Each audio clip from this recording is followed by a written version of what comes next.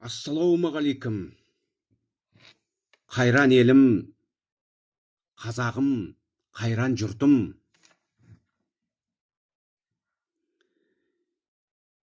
Әйелді көркі бар деп жақсы көрме. Лапылдап көрсе қызғар нәпсі керме. Әйел жақсы болмайды көркіменен, мінезіне көз жеткізбей, көңіл бөлме дейді. Қызды сүйсең бірақ сүй таңдап тауып, келсе достар күнде асық думаналық.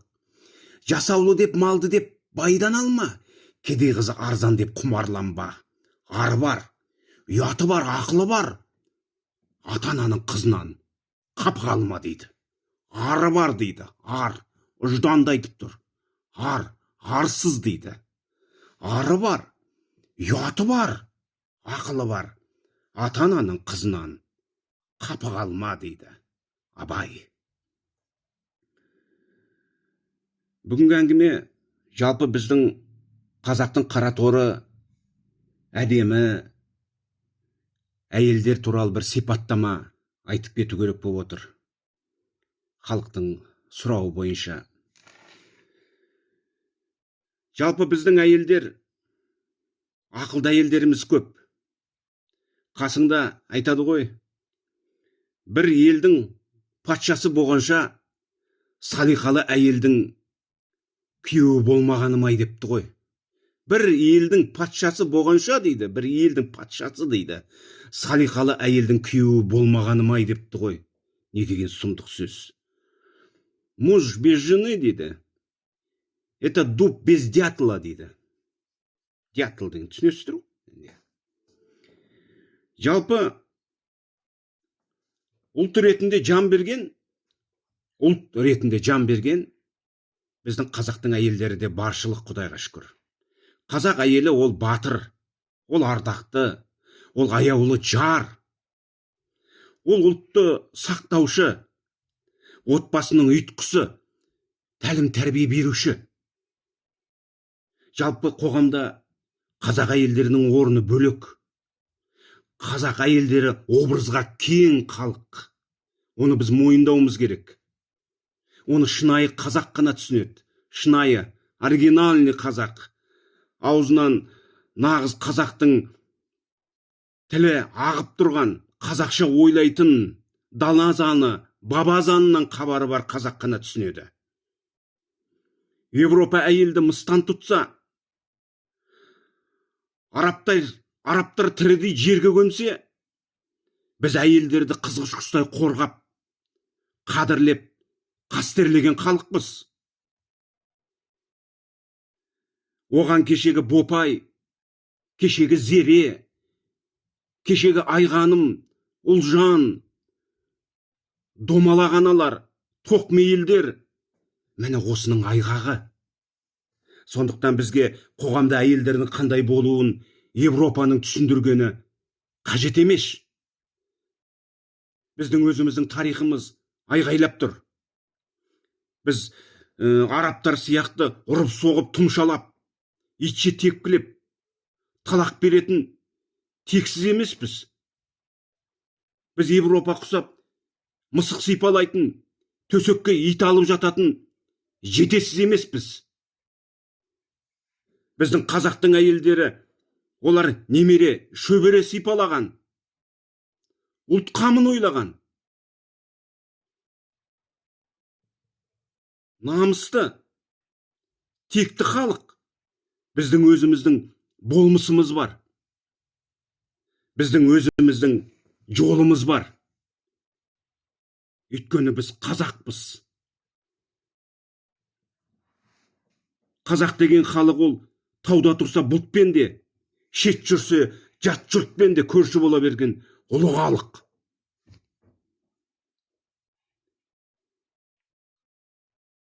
Әйелдер туралы дедім ғой. Мынау Шашубай Қошқарбайұлы деген бар. Шашубай дейді, бұрынғы мына біздің шағын қала Балқашта іргелес болып тұрған, бұрынғы кеңес үкіметі кезінде Озерный болған, қазіргі Шашубай. Бұда Дадан тобықты дейді. Содан мынау Ақтоғайға кетіп бара жатқанда, Балқаштан шығып Ақтоғайға бұрылып бара жатқанда, оң жағында қалатын Нарманбет деген ауыл бар. Түтін түтеп, төскейде басы, төсекте басы қосылған бір, аузы ашылса көмейі көрінетін бір тобықтының елі бар, Нарманбет деген. Кеңес үкіметі кезінде партсъез деген, енді оны қазір Нарманбет болып тұр. Бұл да дадан тобықты дейді. Нарманбет Байжомарт ұлы дейді. Әкесінің аты Байжомарт дейді.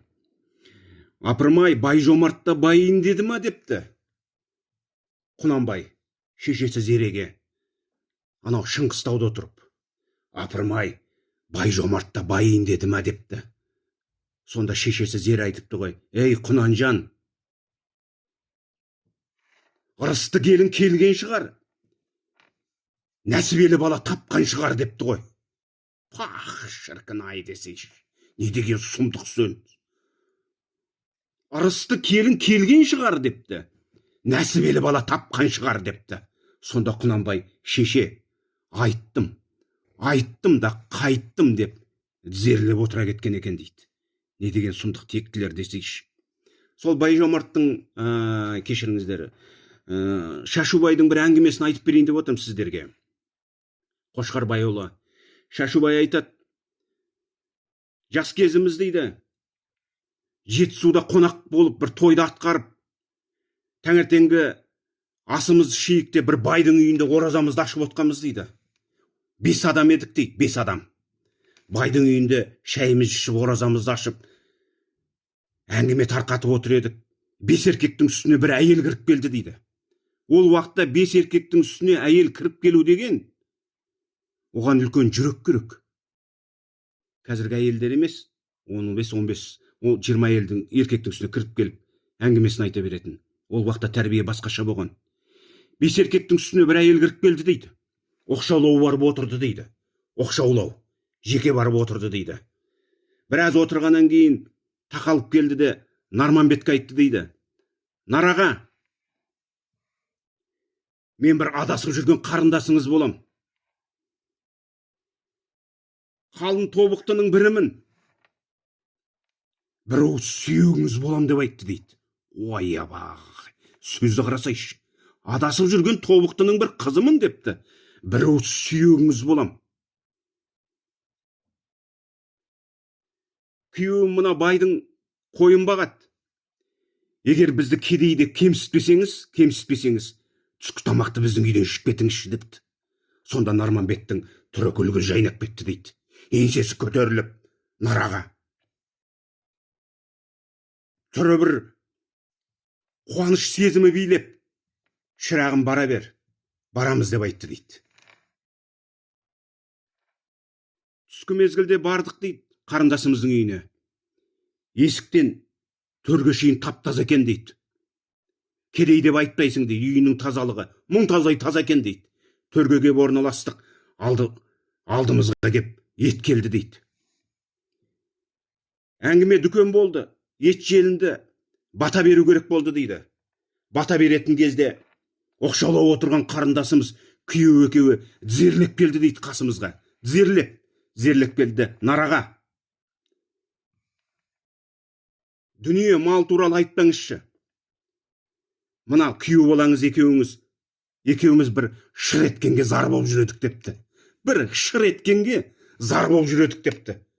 Сонда Нараға одан сайын гүлдене берді дейді. Онан сайын жарқырап, екі қолды жайып жіберіп, тамақты керіне жіберіп: о жаратушы ием Алла, жеті өлікке жан берген, 7 қатқа өн берген, адамзатқа нәр берген, қара жерге әр берген. Я жаратушым, бабай түкті шашты әзиз, мына қарындасымның басына ырыс бер. Ырыс берсең дұрыс бер. Ерінің ұлға тигіз, усын пұлға тигіз. Әмин деді дейді. Пах, шіркін ай десейші. Аттанып кеттік дейді. Айлар өтті, жылдар өтті. 32-нің зобаланы келді дейді Шашубай. Туыстан, туғаннан айырылдық, баладан айырылдық. Қарқаралының қоянды базарын кезіп келе жатырмын дейді. Буын істемейді дейді. Буын аш қой. Ақылдың өзі ауысқан, орынды емес. Шатқаяқтап, аяқты әрең басып келе жатыр едім. Білектен бір бәйбіше шап берді дейді. Білектен бір бәйбіше шап берді де, өзіне қарай тартып, жетектеп алып жөнелді дейді. Дуалға кіріп келді де, ей, Наркен, Шашу, мына нағашыларыңды шомылдырыңдар деп айтты дейді. Пақ шіркін ай десеш. Еңгезердей жауырыны тоқпақтай екі жігіт кеп, мені шомылдырып, үстіме таза киім кигізіп, тамақ беріп, есімді жинатты дейді. Төсек сап берді. Дем алып, таңертеңгі шайға кеп орналасып отыр еді. Жайғасып, қарама-қарсы отырған бәйбіше сөз бастады дейді. Шашу аға, мені танымадыңыз ба? Сол жылы Талдықорғанда 5 қонақтың үстіне кіріп барған мен қарындасыңыз емеспін бе? Сіздерден бата алған. Нарағаның батасы қабыл болып, мына отырған 5 ұл. Сол батадан пайда болған ұл деп, жауыны тоқпақтай 5 баланы көрсетті дейді. Шіркін ай десеш.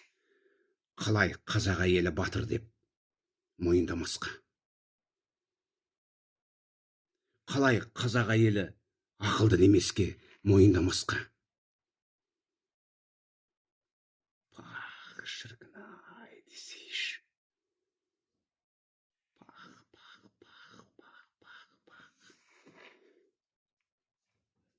Сенікі ме, менікі ме сонау гүл. Арман үшін жазып жүрміз алау жыр.